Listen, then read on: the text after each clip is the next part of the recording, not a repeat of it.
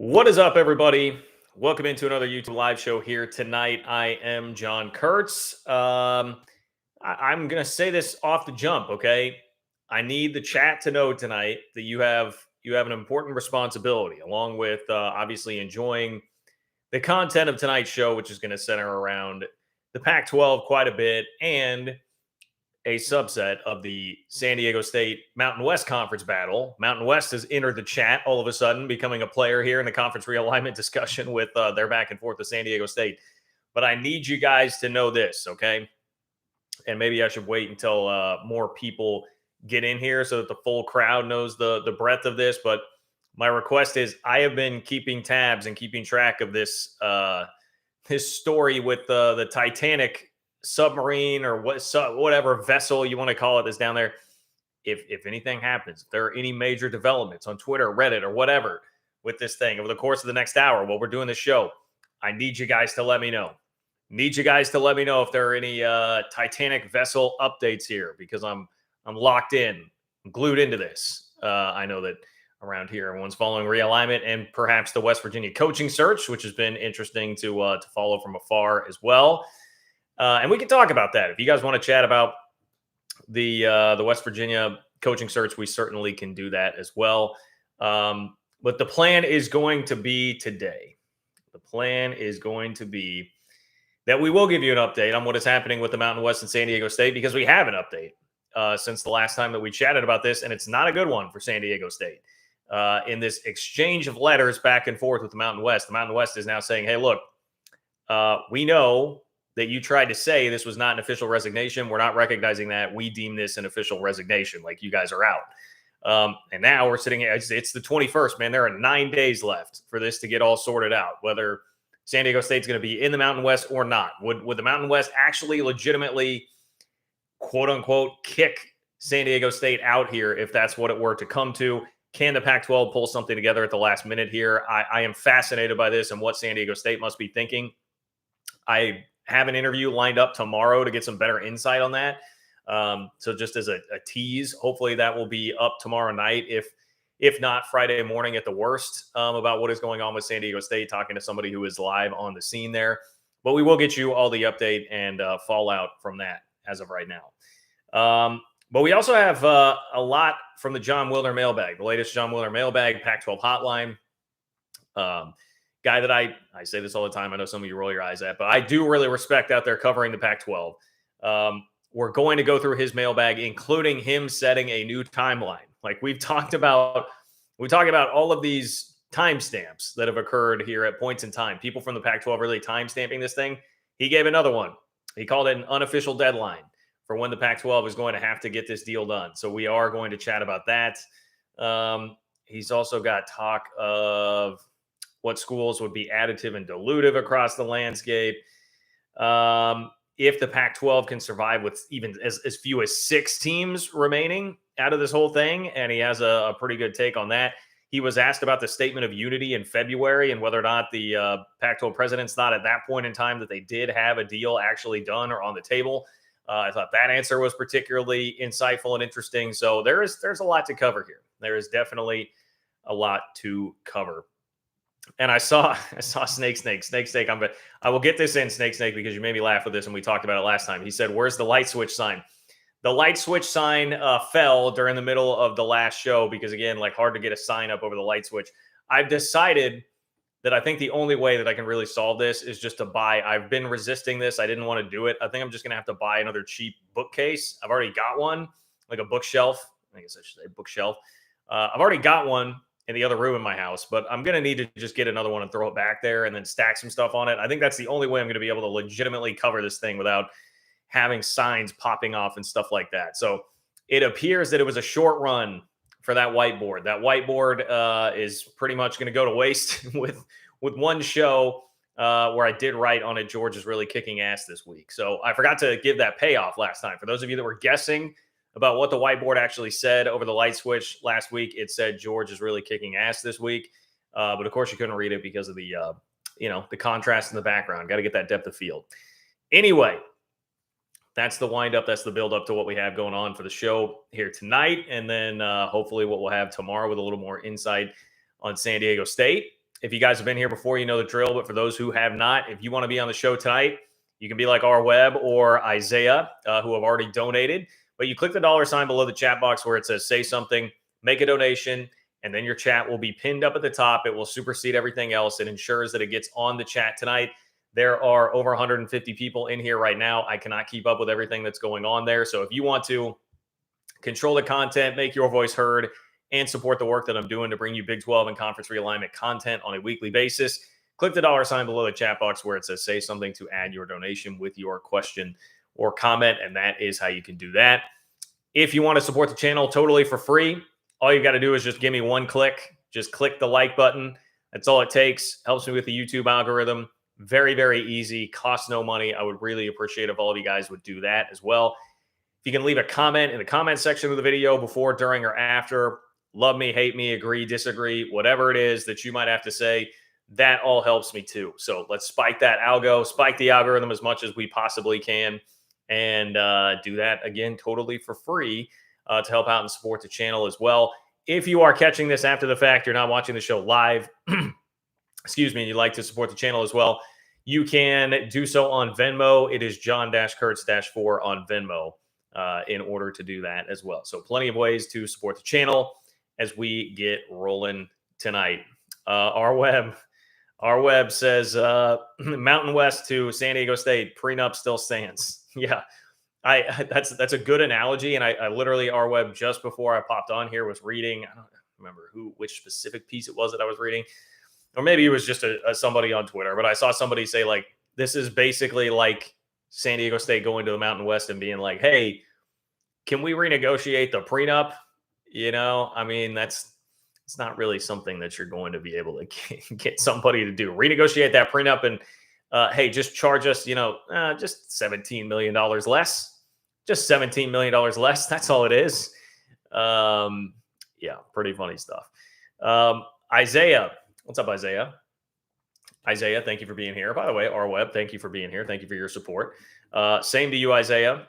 Isaiah says, popping in to say I enjoy the show and go Cougs. I am knocking out some homework, so we'll catch the recording later. Hey, that is important, Isaiah. You've got priorities. I feel like your priorities are in the right place. If that is what you're going to do, take care of that schoolwork first. I got a communications degree, just a measly little communications degree. So, I'm not going to be able to help you out in all of your academic endeavors. I think I took one math class all of college, and that was it. Didn't have to mess with it anymore. So instead, I was busy taking Earth in Action and Earth Through Time. Shout out to everybody at K-State who knows about those classes.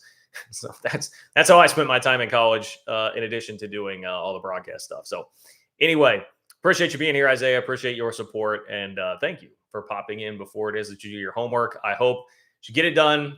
Make us all proud, my friend, and come back and catch the show later. It will be waiting for you then. Maury. What's up, Maury? Maury says my son has a Nintendo Switch cover. You can do that. Interesting. All right, you know what, Maury, since you brought it up, let's Google it. Let's look at Nintendo Switch cover. Okay, I kind of see where this is. I mean, the one I'm seeing right now is like a Mario one. I don't know how I feel about that. All right, I'll do some digging into that. I'll do some research into that. If anybody else has other ideas, you can certainly do that too. Otherwise, I may just start scanning the old Facebook Marketplace for a bookshelf to throw back there. I mean, a bookshelf would be fun. And maybe I still could include with that a whiteboard with a secret message for you all to decode every single time as well. Okay, Alpha Cat has an idea too. Alpha Cat, I appreciate you guys being very helpful today. Thank you, Alpha Cat, for being here and supporting the channel. Alpha Cat says listeners should send in covers with Big 12 team stickers on them. I like it. Hey, if you guys got them, I like it. I should try to go dig up. I mentioned before, I found that like Wildcats turned me on, Jayhawks turned me off thing at my grandparents' house. Maybe I'll have to hit the garage sale scene and come up with a couple of those. Problem is I would need multiple of them because they're not made for the like jumbo light switch that I have there. So, okay. All right. Pretty good ideas there, everybody. Pretty good ideas. I've got some cool stuff I could throw on the bookshelves. If we were to go that route also. All right, let's start with San Diego State. San Diego State was brought up with R Webb. And I want to go ahead and address that before I get into Jon Wilner's deadline. Actually, I'll pop in Eric here because Eric says, Josh Neighbors, thank you, Eric, for the support and for being here, by the way. Eric says, Josh Neighbors had an interesting interview with Jon Wilner today also. Okay, I like that. I will go. I like both of those guys. I will definitely go listen to that. In fact, I was just you reminded me I need to actually DM Josh back about something. So let me do that real quick. Okay, yeah, love both of those guys. You guys should definitely go support that. Definitely go listen to that, and I'll probably go listen to it as soon as I get done here. Actually, did not know that. So thank you, Eric. Been a little more offline today than usual, probably. So anyway, appreciate it. All right, from the San Diego Tribune, we had like 3 articles get published about the latest with San Diego State and the Mountain West. I think this was probably the most insightful. Pete Thamel did one, but it was kind of just updating the previous story with the one line, the new bit of news, which is that the Mountain West is now saying, look, we're not accepting your follow-up here saying that this was not a resignation. We are treating this as a resignation. That is really the update. So the Athletic, ESPN, and the San Diego Tribune all have had stories on this that I've seen. I'm going to read to you from the Tribune here. So the San Diego Tribune says, has San Diego State left the Mountain West, or has the Mountain West booted San Diego State? It's a fair question, and one that currently doesn't have a definitive answer. The Mountain West certainly thinks San Diego State is gone, sending the university a second letter saying it's initiating the separation procedures for the school's departure in the 2024-25 academic year. Now, here's a quote from John David Wicker, who is the athletic director at San Diego State. And I believe this quote was actually from like months ago. This is not a new quote. He said, quote, we can't pay the extra amount. So what he's referring to there is if you get out by June 30th, the exit fee is around $17 million. It's supposed to be like 3 times the revenue that you would typically get, like the payout that you would typically get from the conference. But that will double once you hit July. So you get to July 1st, that's going to double, and it would be 34 mil. And that's where athletic director John David Wicker at San Diego State says, we can't pay the extra amount. He says everyone is aware of that, so we're continuing to have conversations about that.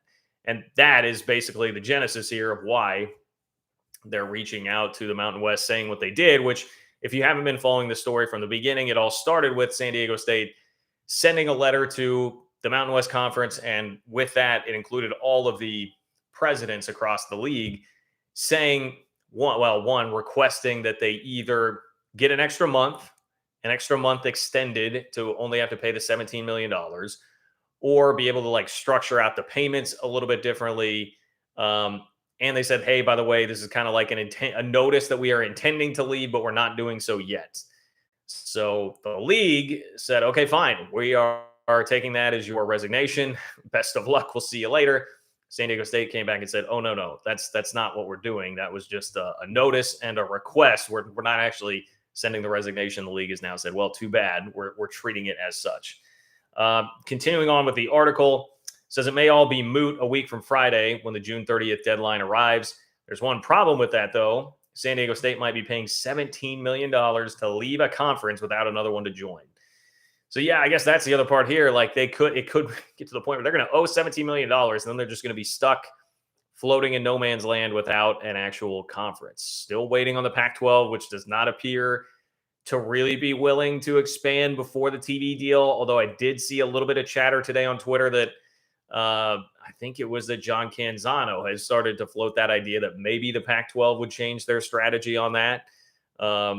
Maybe they would go ahead and expand without having the TV deal all finalized, but they've been seemingly pretty stern on that position and have been pretty stern on that position with this deadline encroaching in now on San Diego State. I would be interested if this deadline forces something on that end to happen for the Pac-12 to ensure San Diego State some sort of a spot. The other problem here is like, if that were to happen, or even if it doesn't, like at a certain point, whenever it is that San Diego State is going to join the league, I do fear a little bit that they've maybe lost some leverage with the Pac-12, where the Pac-12 can now say, hey, look, yes, we have our issues. We don't have this done yet. We don't have this wrapped up. But we also know that you're kind of screwed. Like you are houseless right now as far as the conference goes. So we're gonna say that you've got to take a reduced rate here. You're not going to be able to take the full share when you come into the conference. I think that would be a concern for me right now if I were San Diego State, losing some leveraging power, some leverage, just some power in the discussions. Although really everybody knew about this deadline anyway, so as it approached, that could have still been the Pac-12's approach to everything, even if San Diego State had not gotten itself in this position by sending the letter that they did. A little bit more from the article here. The Pac-12 has not extended a formal invitation and likely can't until it first finalizes a new media rights deal for 2024-25 when USC and UCLA depart for the Big Ten. Then it must get the remaining members to agree to it, and only then would it vote on expansion. San Diego State has argued that it deserves leniency from the Mountain West since its run to the basketball national championship game in April earned the conference an estimated $10 million in NCAA tournament distributions over the next 6 years, the bulk of which San Diego State would not see if it joins another conference. Okay, so San Diego State's argument, and I think I mentioned this the other day because we had seen this out there. Their argument is, look, we just got you $10 million extra dollars with the run that we made in basketball. We're not going to see most of that. We're giving you some extra money here, so cut us some slack on this end of the deal. The Mountain West has argued, and I think rightfully so, it says the Mountain West has argued that if San Diego State leaves, the media rights deal with CBS and Fox could be restructured for less money in a worsening economy, and the exit fee is a way to recoup some of that loss. I mean, look, what are we seeing right now with the Pac-12 trying to find this deal? We've talked a lot about the economic conditions changing, ESPN going through layoffs. Was it Amazon or Apple? One of those two went through a round of layoffs. There's just not this unbridled spigot of money coming out for live sports the way that there was before. There's a lot more competition with some major properties like professional properties coming up for grabs too here. So the market's just not very good. This is not a market where you would want to be renegotiating down because you're losing a team, and a marquee one at that if you're the Mountain West Conference. That could be pretty bad news for them financially, and that is why that is literally why, I mean, these exit fees are built in the way that they are to recoup some of that damage. Look at the Big 12 with Texas and Oklahoma, right? Some of that theoretically eventually goes to kicking back into the schools, having to take a bit of a haircut right now to bring these 4 new members in right now when they are going to. So there's a lot going on there. I think I understand why San Diego State would make the argument that they are. I understand why they would want to be exploring all their options. I do worry that sending out this kind of official/unofficial letter the way that they did has been a misplay of the situation, and that they could get left high and dry here, which they absolutely do not deserve. I mean, you guys know my stance on this. This is just so on the Pac-12 for bungling this thing and not having it done somehow by now when they put out a unity statement in February saying that it would be done in the very near future, which obviously has not happened at all. And San Diego State probably has just gotten strung along a little bit like all of the presidents did, and why all the presidents have gone with these timelines that have not come to fruition and not come true, because the word that they're getting from the top is kind of misleading them. Here's to finish off the article from the San Diego Tribune. They're actually going to quote, here's my prenup comment. Here's my prenup comment. All right, R-Web, here you go. It says one person on social media put it like this: why in the world would they renegotiate the prenup? Well said. Well said. Pretty apt analogy there. San Diego State could take a leap of faith and finalize the divorce by June 30th without resolution in the Pac-12, potentially saving $17 million if it left later this summer. But that option is frightened with risk in the ever volatile world of conference realignment. The Pac-12 may implode if the media rights deal is deemed inadequate and members are poached by the Big 12 or other conferences. The Pac-12 may stick together and decide against expansion, or the Pac-12 may indeed invite San Diego State but make a lowball offer for an annual distribution share, reasoning the Aztecs have nowhere else to go. Okay, so they're saying the Pac-12 may. Here are some. If San Diego State were to just say, all right, we got to take a leap of faith here, we'll pay the $17 million, we'll just get out by June 30th, hope the Pac-12 comes through. Well, it could be that deal, I mean, there have been, I will just say there was a rumor out there this week. I saw people on Twitter chatting again about a number like in the low 20s for the Pac-12.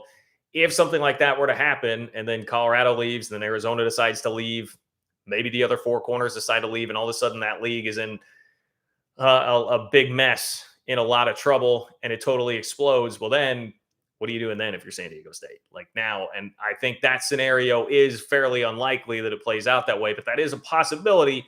And now you could just be stuck floating around wondering what you're going to do. No Mountain West, no Pac-12, At that point, the Big 12 would be pretty filled up because conceivably you're thinking about pulling in the four corner schools, leaving San Diego State maybe not as an option there when it's been reported right now that neither side is really a priority for either.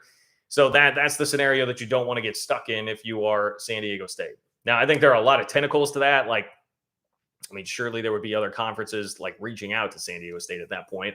The American maybe would make some sense there, trying to get San Diego State to join their league. Maybe the Mountain West comes crawling back. I don't know, but it's not an ideal situation, and it's certainly not for a program and a school like San Diego State that absolutely deserves this jump. I mean, I really do feel for them. They've earned this. It should be the Pac-12. They're right there waiting in the wings. They're the perfect dad. The Pac-12 just cannot get its bleep together, and this deadline is kind of killing San Diego State right now. So my best wishes to San Diego State, but this is getting messy because not only, I mean, this has gone from bad to worse, really, because not only has the league not given in to any of their demand is too strong. Request has not given into any of their requests, has not really given an inch on that. But now they're even digging their heels in more, saying like, yeah, not only are we going to honor these requests, we are going to take this as a resignation. We're going to take this as you guys saying sayonara and getting out of here. So you're really in a little bit of hot water right now. So that's the situation as it stands with San Diego State and the Mountain West. All right. If you want to share your thoughts, help support the channel, and direct some of the content, get your voice heard on the show here tonight, click the $ below the chat box where it says say something, drop in a donation with your question or comment. It'll tack it up at the top, ensure that it gets read. We've got 350 plus people in the chat here tonight. That's the only way that I'm going to be able to keep track of it and get it on. So that is your way to support the work I'm doing here on this channel and make your voice heard tonight. Go to Andrew. What's up, Andrew? Andrew Woodward. Appreciate the support, man. Andrew says, great content as always. Is Brett Yormark playing 3D chess, slow rolling Colorado and Arizona, and fouling up the San Diego State price tag for the Pac-12's best option? Well, I mean, I would certainly like to always think Brett Yormark is playing some version of 3D chess.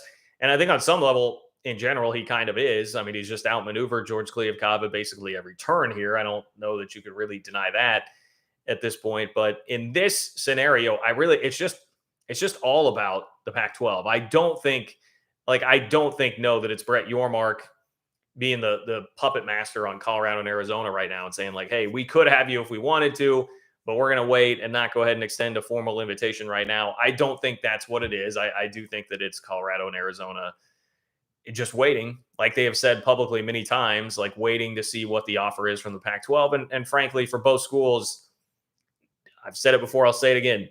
Nobody likes moving. It's a pain to move. It would be a pain for the Olympic sports for these schools to have to change conferences. Probably the bigger deal, though, for like Colorado in particular is going to be swallowing their pride on not being out there with all their alums that they have in Colorado, not hanging out with the wine and cheese crowd out there on the West Coast. Like they want to consider themselves in that same class, just academically, socially, whatever, with like Berkeley and Stanford and that.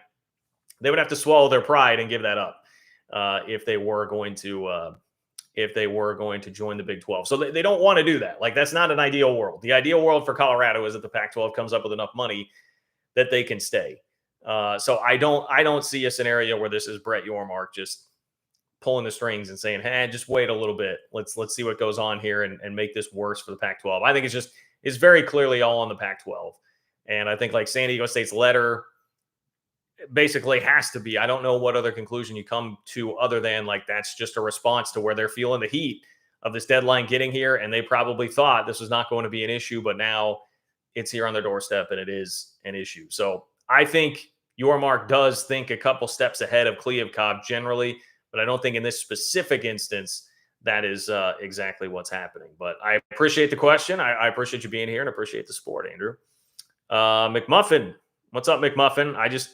All I see is McMuffin says John Kurtz. McMuffin, I appreciate the support. I appreciate you being here. I'm trying to scroll and see if I'm missing anything else from you. Well, okay, that is maybe the funniest back and forth I've ever seen in this chat. So McMuffin, thank you again for the support, says John Kurtz. We got Mike who says McMuffin paid $5 to say John Kurtz, you are the father.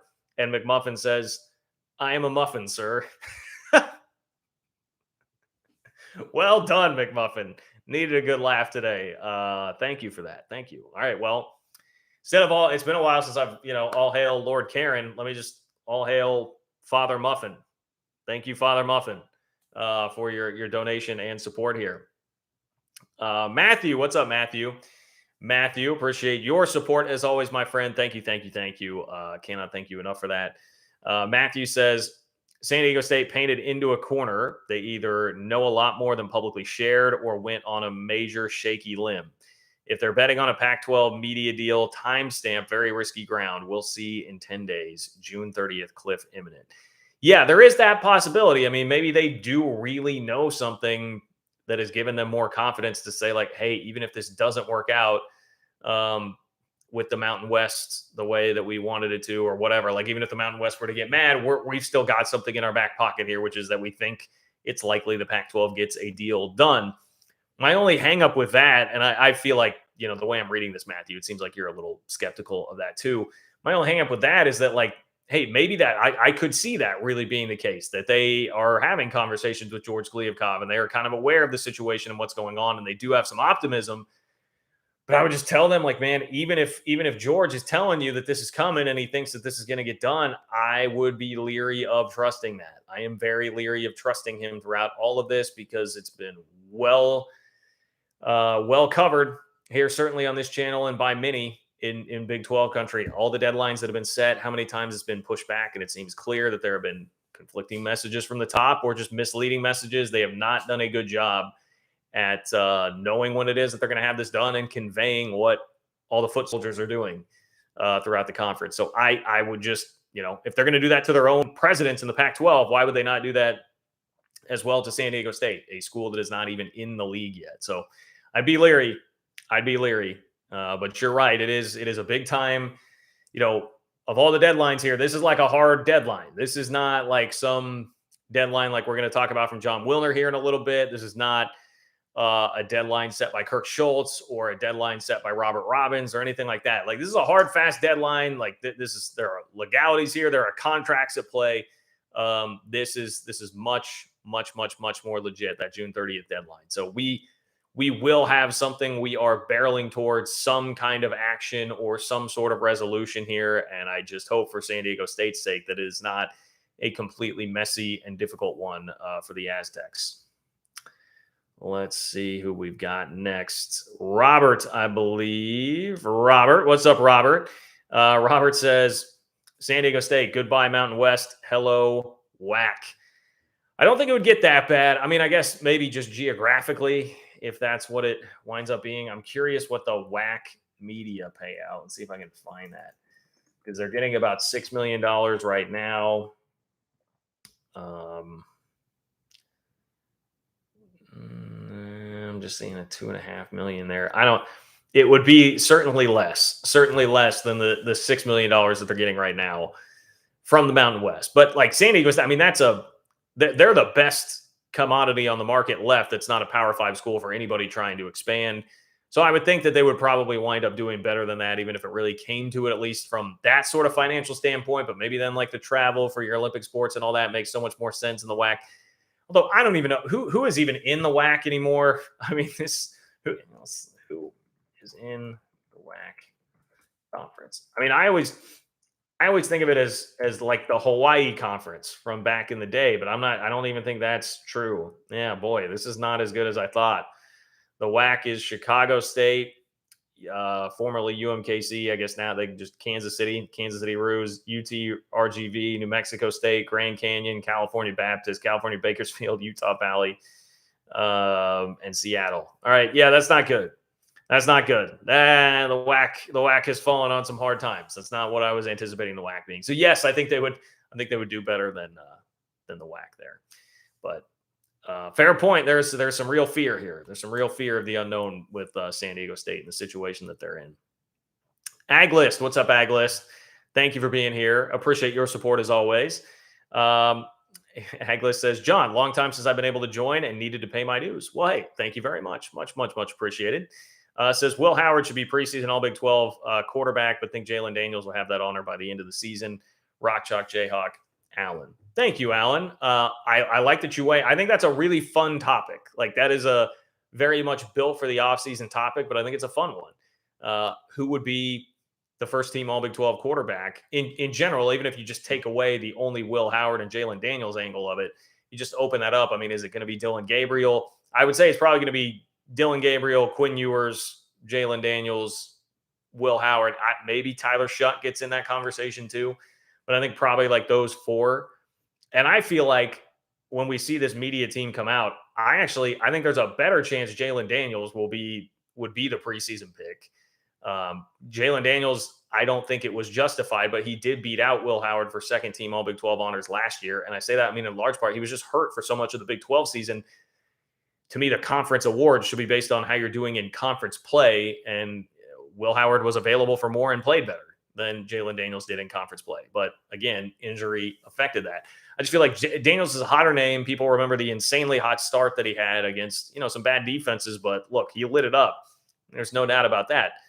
So I think he's a sexier pick. Like, Will Howard's not as flashy, not as exciting, but he was much more efficient in Big 12 play last year in scoring touchdowns, which is what matters, points per drive. So I think it's a really good discussion. I think the world of Andy Kotelnicki, the offensive coordinator at Kansas, I think that guy. I think the scheme at Kansas is unbelievable. One of the best in the country. I tend to assign a little more of Jalen Daniels' success to that than to Daniels, which may rub some people the wrong way, but I would profess that's better for Kansas. You'd rather have it be the scheme and be able to replace guys, which they did. And that's why I think, like, Jason Bean had as much success as he did last year when he had to come in and play for Daniels while he was hurt. I think it's because that scheme is so damn good. So look, Daniels is going to be there. He very well could be the first team All Big 12 quarterback by the end. I think both Jalen Daniels and Quinn Ewers and Dylan Gabriel are probably ahead of Will Howard in the pecking order, even though I would disagree with that. I think in terms of like who's most likely to get that first team All Big 12 preseason quarterback slot, I think any of those guys will probably be receiving more votes than Will Howard, which is an injustice and a disservice to my guy. But you know what? That's kind of the way K-State likes it, to be under the radar a little bit more there. So anyway, Alan, thank you for being here. Love the topic, and can't wait till we actually get to football season to see it all play out. Steven, what's up, Steven? Steven says, why is there a new deadline when they haven't kept their promises of when they said the TV deal every time? The Pac-12 keeps moving the goalpost in hopes the PR will change, but it will not. You're right, Steven. Can't argue with any of that. And thank you for your support and for being here, by the way.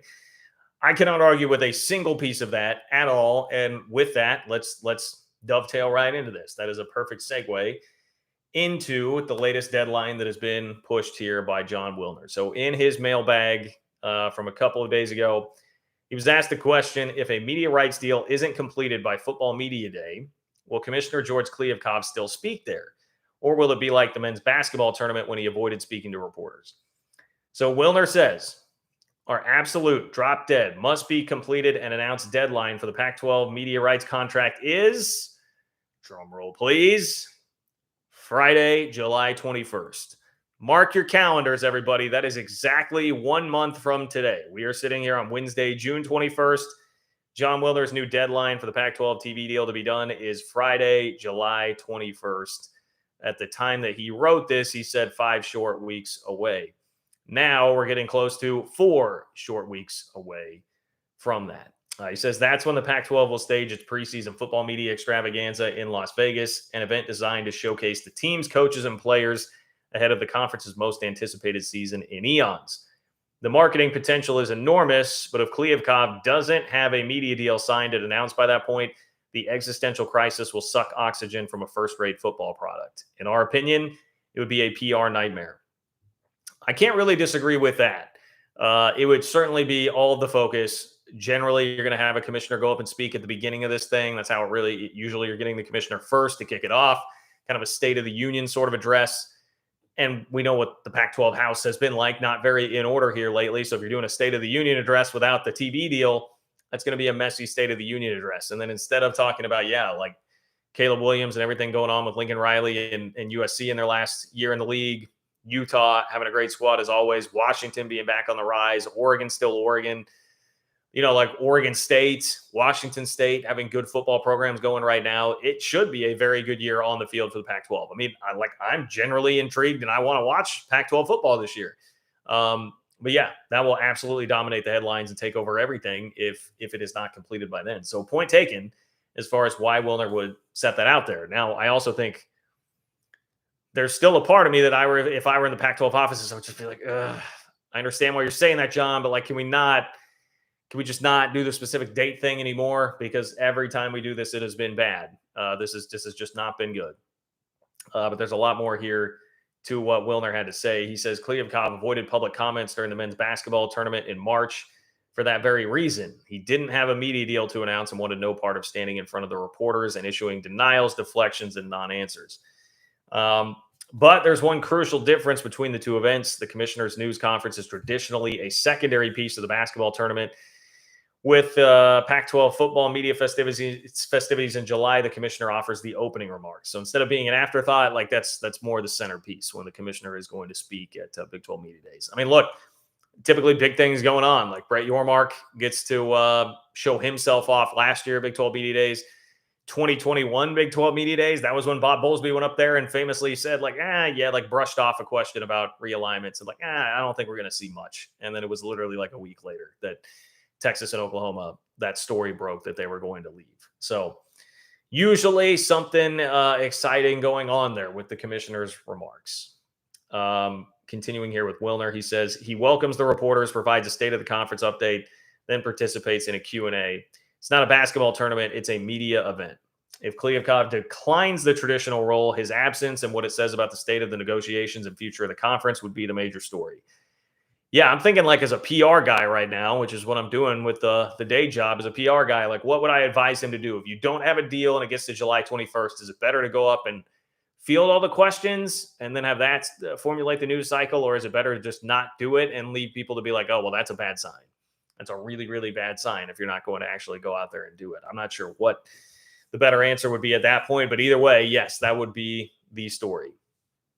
Wilner finishes by saying, that said, Kliavkov can do whatever he wants so long as the presidents are on board with the strategy. He is not contractually bound to offer opening remarks and answer questions. The conference could simply introduce Colorado coach Deion Sanders, hand him the microphone for an hour, and get on with the show. Good Lord. With all that Pac-12 football stuff, I just packed in there all the schools that I mentioned, 6 of them. Didn't even mention Colorado and Deion Sanders, which is quite obviously the biggest story in the conference on the field. After all, Kliavkov's public presence at Football Media Day should not have a material impact on the course of the negotiations. Network partners don't care. If PR hits played a relevant role, the conference would have dissolved months ago, which is why July 21st is merely an unofficial deadline for the conclusion of this saga. So there's already a little bit of hedging on that date by the end of it. Okay, so look, we can quibble over words here and how things are actually spelled out. But I would like to say to all of us who have pointed out, I would say accurately how much the goalposts have moved in Pac-12 country throughout this entire process. Let's even look within the context of one answer to one mailbag question here from a guy, again, I respect, in Jon Wilner. But the first line of the answer is our absolute drop dead must be completed and announced deadline for the Pac-12 media rights contract is Friday, July 21st. And then the last line of the answer is, which is why July 21st is merely an unofficial deadline for the conclusion of this saga. It's already hedging a little bit. At first, it's this drop dead must be completed. And then at the end, it's hey, well, it's just an unofficial deadline. It's that just feels pretty on brand for how the Pac-12 has handled most of this. I will just say that feels pretty on brand. Colorado's about to become Fordham. Boy, that would be one fall from grace for the once mighty Buffaloes. Trying to scroll back up and get caught up here. Okay, we've got Daniel. What's up, Daniel? Daniel, appreciate you being here. Appreciate your support, my friend. Daniel says, Bob Thompson said it's easier to do a deal with adding schools before signing than after. It shows media outlets who is and isn't in. Why is George Kliavkov saying he has to wait until the Pac-12 has a deal? Well, I'm glad you asked because that question was asked to Jon Wilner in the mailbag. So let me pull that up and get to that answer. Yeah, okay. The question was to Jon Wilner: the Big 12 announced expansion well before negotiations started on a new media deal. Why does the Pac 12 feel it should be done after the new TV deal? Wilner says, a fair question. So, Daniel, a fair question. Wilner says, a fair question and one that has several possible answers, none of them concrete. Perhaps we'll gain clarity whenever Kliavkoff speaks publicly about the negotiations. For now, we can only guess. Wilner says it's possible the Pac 12 knew none of the available candidates were additive and would have to enter the league with reduced revenue shares, thus relegating the expansion piece to a secondary role. Okay, so they're saying, like, hey, we couldn't add you and still make as much money per team on this TV deal. So when you come in, it's going to have to be at a reduced revenue share, which is going to make us push this down the priority list. If you're not going to be added, you're not going to add money to this TV deal. We need to get this done, get it figured out, and then we'll worry about that later. Worry about how we're going to have to slice the pie with you. Worry about how much of a cut you would have to take in joining the league. Wilner says, but let's be clear, even if the media deal is made public before an expansion announcement, the issues are being addressed concurrently with the Pac-12's media partners. They were always moving on parallel tracks. Saying, look, the media partners know. Media partners know SMU, San Diego State would stand to be the next two added. I'm sure they've had plenty of conversations about what the value is going to be there and how that would work. If there is some sort of pro-rata clause with the contract, whoever it's going to be with, they would be aware of it and what that's going to do financially to everything. He would also point out, and again, I think this is a fair point. He says, keep in mind the Pac-12 and Big 12 situations are not identical.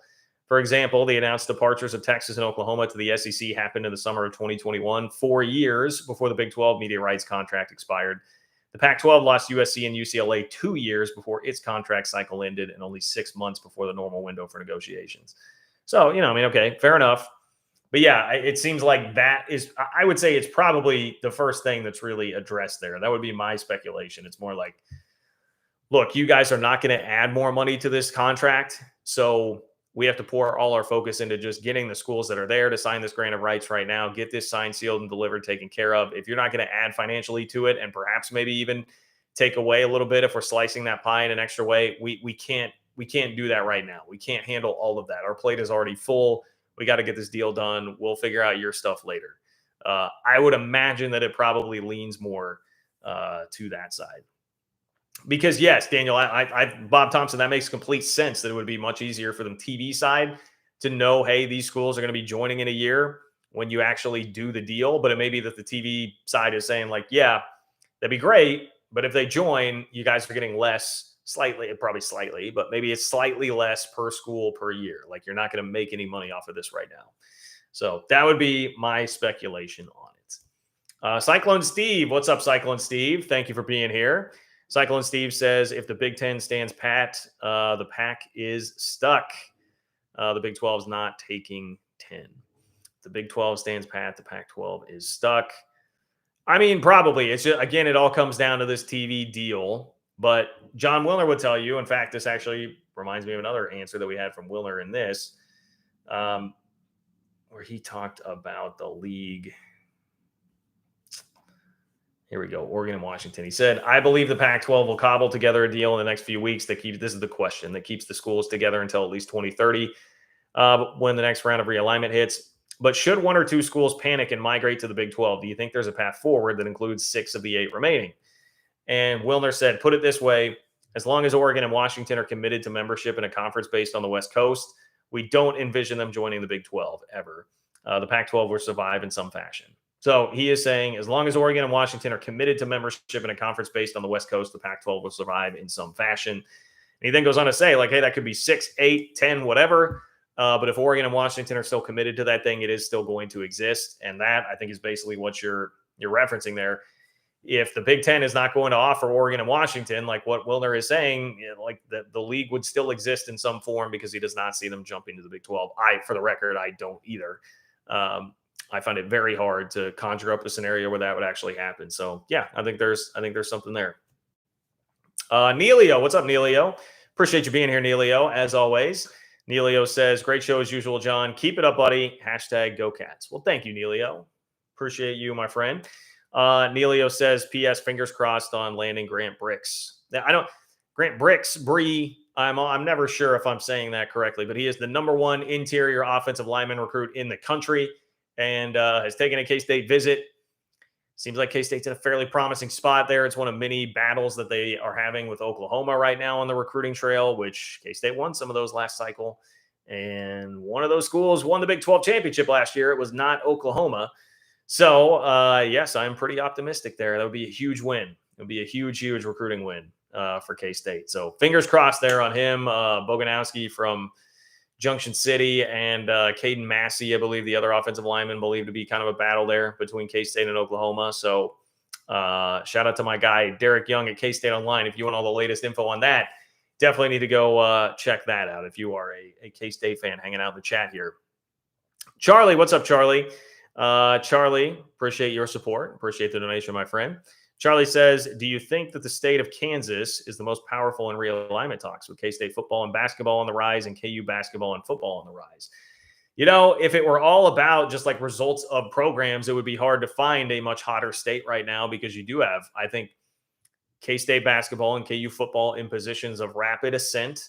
K-State a little higher up in that ascent, but also started from a higher place than what KU football rather did. And then, yeah, K-State football looking as strong as about anybody in the Big 12 right now. Meanwhile, Kansas basketball is Kansas basketball. I mean, I would argue the best college basketball program in the country at the moment. So if it were all based on that, then I would say, like, yeah, there's a case to be made there. But unfortunately, that's just not the reality. They are not schools that appear to be on anyone's real radar right now. I mean, any kind of even like air quote reporting that is coming out on the Big Ten and who they have vetted, their list, like none of it is included. It's gone down to like 8 to 10 teams. None of it has included Kansas or K-State there. So yeah, it just does not seem like there's much pull with that right now. I guess I would say maybe if Kansas, keeps Lance Leipold around for a long time and they go another like 5 to 10 year, say the Big 12 signs a second deal, this is going to extend into the 2030s before we get some crazy seismic shift in the realignment landscape and Leipold wins at a really solid clip, 7 or 8 win clip over the next 5 to 10 years. Maybe that is elevated if Kansas actually gets that damn football stadium renovation going, which it still looks like they don't have the actual money for that, even though they're getting a bunch of state funds for it. If all that were to happen, like maybe Kansas's profile changes enough in 5 to 10 years that it actually gets on the radar there. But right now, unfortunately, I don't think that is, because it's not college athletics, as we know, is not a meritocracy. There are so many other things that play into it, namely like winning the birth lottery and just being located in a good spot and having good timing, like what Mizzou did. Or like a Rutgers, just being fortunate with timing and location can help you out more than anything in realignment. Charlie, I see you dropped in another donation there. So thank you, Charlie. Appreciate your support. Definitely appreciate that support. I'm making sure that I'm not missing another comment from you. No, I think we are good. All right, Charlie, thank you very much. Matthew, what's up, Matthew? Thank you for being here. Thank you for your support once again, Matthew. Matthew says Pac-12 Media Days on July 21st. Pac-12 Media Days on July 21st will be tense if still no media deal or drama regarding teams leaving, joining. Painful to watch, like Scott's Tots on The Office. Boy, that's a reference, man. I was actually just talking about that episode of The Office yesterday. I was at a trivia night, and they had a full round of Office questions, which were very hard, by the way. I'm a big fan of The Office, but these questions were very difficult. It was like, here, I'll float this to the chat, see if anybody in here knows. I remember one of them was, what is the name of the toy that Dwight tries to like corner the market on during Christmas one year? He tries to like buy up all these, was like a doll or something to resell. And it was, what is the name of that toy? I mean, it was like stuff like that, very specific and things that I did not remember. But a great reference there. I would also submit, Matthew, not quite as painful, a little more on the funny side, but just very uncomfortable at times. The dinner party episode, it's another very uncomfortable one. And watching George Kliavkoff have to go up there to the podium if there is no media deal on July 21st would probably harken back some of those memories that he might be able to give Michael Scott a run for his money with that. Scott's Tots. If you haven't seen the Scott's Tots episode of The Office, I would highly suggest going and watching that. I feel like everybody needs to experience it. Everybody needs to experience the uncomfortable nature of that episode. Cat fan in Huskerland, aka Daniel Osborne. What is up, my friend? Thank you for being here. Always appreciate your support. Daniel says, will the Pac-12 leave San Diego State at the altar? We'll find out on the next episode of Pac-12 Follies on PBS. That's a pretty good one, Daniel. PBS, the CW, Ion TV. Insert your TV network joke of choice for the Pac-12 here, and you can have a pretty good joke there. So appreciate what you did with that, Daniel. I think that's pretty solid stuff. Daniel does say, by the way, I shouldn't dog PBS. I love the Ken Burns stuff and All Creatures Great and Small. I had a lot of people suggesting Ken Burns documentaries to me the other day because I was in the mood for a documentary, and I asked Twitter what documentaries I should watch, and I got a bunch of Ken Burns suggestions out there. So I may have to venture into that. He did like a big baseball thing, right? I mean, I know he's done all the war stuff, but I think he did a big baseball thing. Do I have that right? Anyway, I'm sure somebody will fill me in there in the chat. Charlie. Oh, Charlie. I feel bad, Charlie, because I saw your question earlier. Now I see that you attached another donation here to this. Charlie, do you think the state of Kansas is the most powerful in realignment talks with K-State football and basketball and KU basketball and football on the rise? Already did address that, but I do just want to shout you out again and appreciate your take on that. I feel like, by the way, my answer, I mean, Kansas fans in here, that was pretty fair, right? Look, I'm not just taking shots about the fact that you guys said it was imminent 2 years ago and hasn't happened and doesn't appear to be anywhere close to happening right now. I said, look, if you get the stadium actually built, third time's a charm on that. You get the stadium renovations going and, have 5 to 10 years of winning football, maybe things change a little bit. Clearly, the ceiling there is higher with the AAU status and the nationally known basketball program. I mean, that's the other thing, I guess. Maybe the other thing to keep in mind with Kansas is like if Brett Yormark is really going to be innovative and eventually split off these basketball rights for the next round, and if he really continues to grow the profile of basketball and turn that into something that is a little bit more valuable than what we previously had anticipated in realignment, maybe that means something. Although I still think a lot of the allure and thought there is just strength in numbers. And then if you're siphoning off one of those teams, that it probably doesn't have quite as much value as the entire sum of the parts there when you're talking about Kansas basketball and Houston basketball and Baylor and everybody all together in one league. Mountaineer Paul, what's up, my guy? Mountaineer Paul says, you're the business, Sean. Sorry, can't do more. Hey, I appreciate it, man. I appreciate your support. Do not sweat that at all. Do not worry. Everybody, make sure that you're following Mountaineer Paul Talks Football. If you want Big 12 content, if you want West Virginia content, I mean, there's probably not a better time to be following our West Virginia friends right now with the coaching search that's going on, with the very interesting timing of it. There's a lot happening in Morgantown right now, and not much of it centering around Neil Brown seemingly heading into this football season. So make sure you go follow my guy, Mountaineer Paul, everybody in here, if you are a Big 12 fan. Appreciate you being here and appreciate your support as always, my friend. Robert, what's up, Robert? Robert says, more for San Diego State to look forward to. Greg McElroy asked Paul Feinbaum if the Pac-12 will still be around by 2026. He said, I don't believe so. I don't know how it can. I did see that. I had that jotted down in my notes. I think it was even for the show on, on Sunday that I saw that Paul Feinbaum said that. In fact, I think I have a tab still pulled up with it here. Let's see if I can get like a full quote here from Paul Feinbaum. Paul Feinbaum said, the situation is so fragile right now. The leadership is better than it was. It's still not very good. And, I think you give the new commissioner, George Kliavkoff, a pass because maybe a year and a half ago, his predecessor literally ran this thing into the ground. But he's had enough time, and I think you have to give him a failing grade. So there is one part of it. And then he said, ultimately, as much as big conferences don't really want to expand at the moment, I think they'll be forced to take the cream of the crop out there. Whether it's the Big Ten going after the Northwest schools, whether it's Colorado or Arizona or somebody else just deciding to go to the Big 12, I do not believe the Pac-12 can exist. That was the full Paul Feinbaum quote on the Pac-12. It's hard to, I can't really argue with much of what he said. Like I think his commentary on Kliavkoff is pretty spot on. Yes, he was dealt a bad hand. Larry Scott did do him no favors, particularly like these mountainous lawsuits that are piling up now.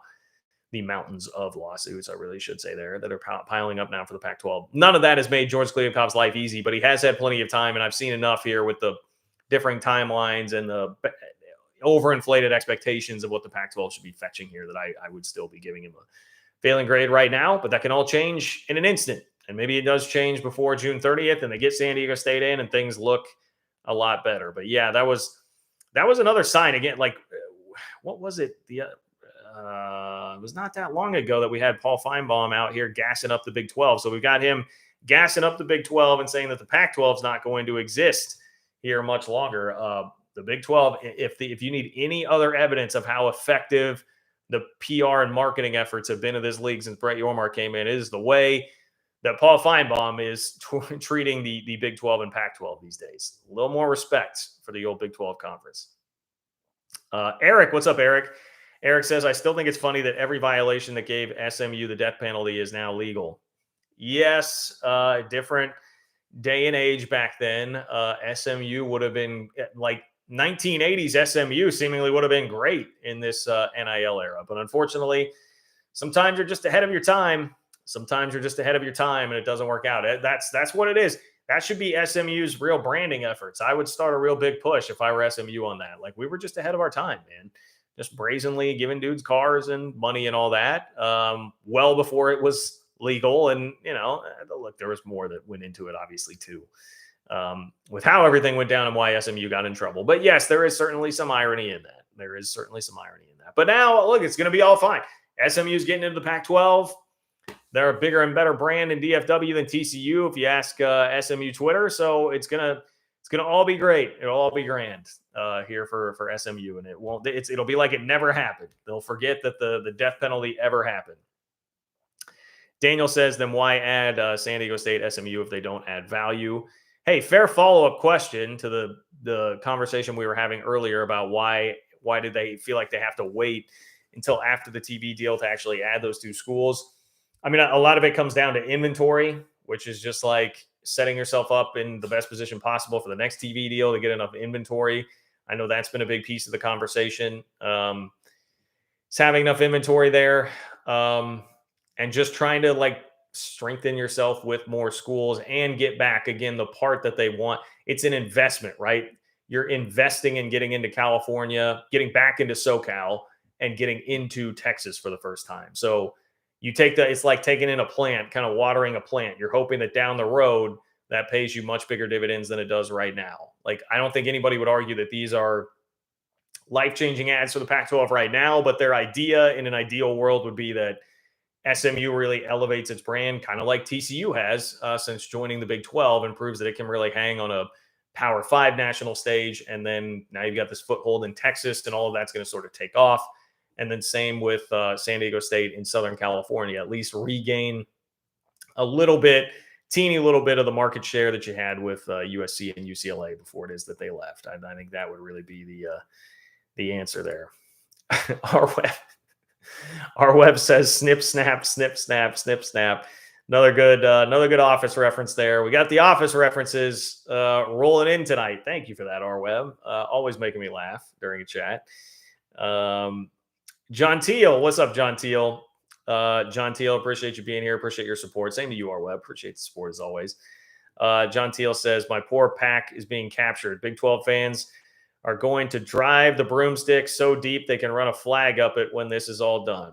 Well, if Big 12 Twitter as a collective could legitimately do that, deliver the death blow and throw the stake in the heart there, they probably would do exactly what it is that you are talking about there. But really, ultimately, this is going to be it will be Kliavkov and the TV networks, and you know what, we'll throw in Larry Scott there as well, that would truly be the ones doing those honors if that is the fate eventually of the Pac-12. But I think the problem here, and you seem like a Pac-12 fan coming here like in earnest, legitimately worried, and I do feel for you there.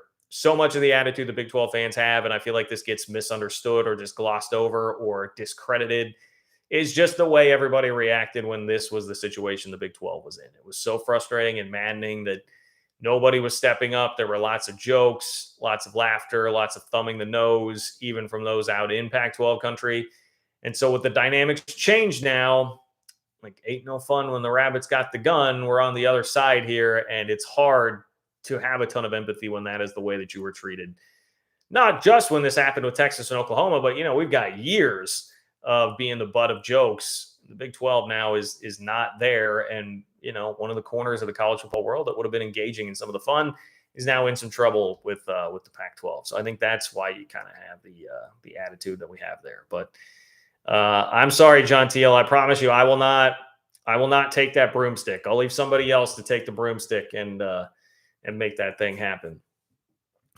Our web says San Diego State exit fee telethon next on PBS. You might have to make it the CW, but if the CW will do telethons, I think that might be our jam there. Get this $17 million raised for San Diego State on a telethon on the CW. Maybe you could have some of the cast of Gilmore Girls and Gossip Girl, the Gilmore Girls and Gossip Girl. Maybe you could get the casts on, to try and help drum up a little bit of extra empathy and sympathy from folks to kick in some money there. So I think we got something in the works there, R-Web. We'll need to keep workshopping that, but I think we've got something in the works. Outlaw of College Football. Hey, good to see you. Appreciate you being here, my friend. Thank you for your support. Outlaw of College Football says, if Oregon, Washington, Colorado, and Arizona all leave, wouldn't the Pac-12 become the Mountain West under the Pac-12 mask? Would they deserve to lose their Power 5 status? If Oregon and Washington left, yeah, then you're going to be, there's no way that's sticking around as a Power 5 conference. I was about to hop into more at Wilner's mailbag, one of the questions talking about Oregon and Washington. And he was basically saying as long as Oregon and Washington are there, it's going to be recognized as one of these conference champs that can get into the college football playoff. They'll still have that access. And that's the important part. I mean, at that point, it doesn't even really, I suppose, matter if you consider yourself Power 5 necessarily. You just need to be one of the highest ranked 6 conference champions to get into that playoff. So even if someone were to say hey, you don't technically have that, if the league somehow stays together in whatever form and they have a conference champion that would be ranked among the top 6 there, they could still theoretically get into the playoff, even if they don't have this technical Power 5 status. But yeah, I mean, if Oregon and Washington leave for whatever, it seems like the Big 10 would really be the only one there possible. Then that's going to doom the conference. That's going to pretty much doom the conference. Charlie, what's up, Charlie? Charlie chiming in again. Appreciate you, Charlie. Thank you for your support. Charlie says, along with Colorado, what do you think of Colorado State or Air Force joining a Power 5? I mean, Air Force, I think, is too far down the pecking order, although I know some have talked about the appeal of having one of the service academies there, maybe a little more national appeal than we would give it credit for. But Colorado State has at least been mentioned. At one point, John Canzano had dropped in that Colorado State was at least being vetted by the Pac-12, which I think most thought at that time would have been in response to losing Colorado. Okay, well, we could just go grab Colorado State and hope to grow and develop and nurture them, and we'll see you later, Colorado. But it seems like that was months ago, and I have not heard anything since then. So it seems like that's died down a little bit. I don't think that would be an option really for the Big 12. I think especially because Colorado seems like the most likely to jump from the Pac-12 to the Big 12. So if you're going to invest in Colorado, it doesn't make a ton of sense for Colorado State. But if you're just looking at it from hey, the Pac-12 is trying to replace Southern California when they lost Southern California. If they lose Colorado, maybe they try to go replace them with Colorado State. It just seems like that's another tier or two below. That's a longer term play. You're betting much more on potential, and it's going to take some real time to grow and develop that. More so, I think SMU and San Diego State are both much more ready here at this point. But it's not totally unfounded there because Colorado State has been mentioned by Canzano before. John Teal says it's going to be having to change your religion. I'm trying to remember what John Teal's last comment was here. Oh, okay. He was talking about the Big 12 fans driving the broomstick so deep they can run it up the flagpole. It's going to be having to change your religion. Well, John Teal, I hope things work out for you, my friend. I don't wish ill will on you personally. I guess I'll put it that way. But I know, yes, that this Big 12, Pac-12 battle can be a little bit rough. All right, we're over an hour. I'm going to hop out, guys. I appreciate you all being here. Thank you for all your support, as always. Truly do appreciate it. Like the video. If you have not yet, I would really appreciate that. Leave a comment in the comment section of the video. Whether you love me, hate me, agree, disagree, all of it helps. All of it helps with that YouTube algorithm. So I would appreciate it if you guys do that. If you were catching this after the fact, John-Kurtz-4 on Venmo if you'd like to support the channel. And hey, spread the word. Social media, Facebook, Twitter, Instagram. If there are fan groups of schools that you love, the conference, let them know about the channel. Let's continue to grow this thing and grow the great community that we have here. Word of mouth. Tell your friends, tell your family, get them here to the channel. If you haven't subscribed, please do subscribe. Again, I hope to have a little bit more insight on San Diego State for you coming up later on this week too with an interview. So stay tuned for that. Take care, guys. Enjoy the rest of your Wednesday night, and I will talk to you soon.